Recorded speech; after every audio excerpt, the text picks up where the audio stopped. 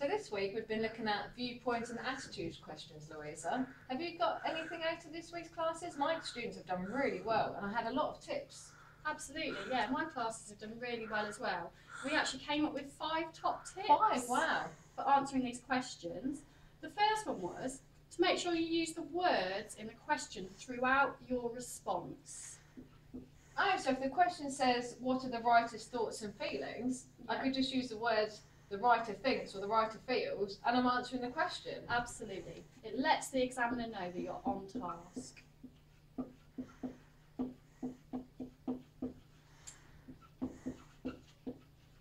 Excellent. The second tip was to make sure you use the third person, he or she thinks or feels. You should avoid the first person, avoid I.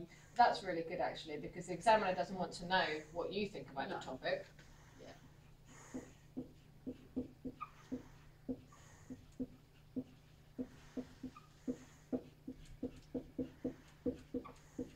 Excellent.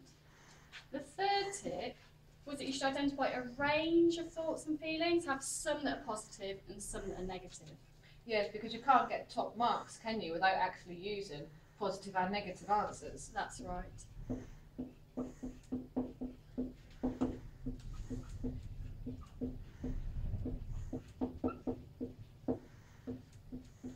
The fourth tip was to highlight short quotations, ensuring that you have 10 in total to match the marks available for that question. Yeah, because if you spend any longer highlighting long quotes, you will run out of time. Absolutely.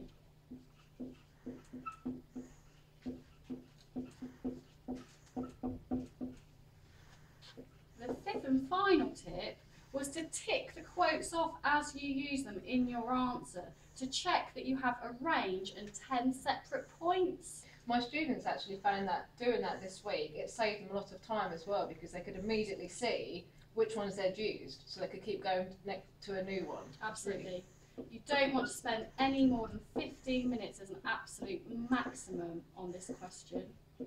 Yeah, so tick off those quotes. So to recap, use the words from the question to help you answer the question. Use the third person, like he or she. Include a range of positive and negative thoughts and feelings. Highlight only short quotes, times 10. And tick off your quotes as you do them. Excellent. Please feel free to check out the other questions that we have found on attitudes and viewpoints in the activity and help sheets folders.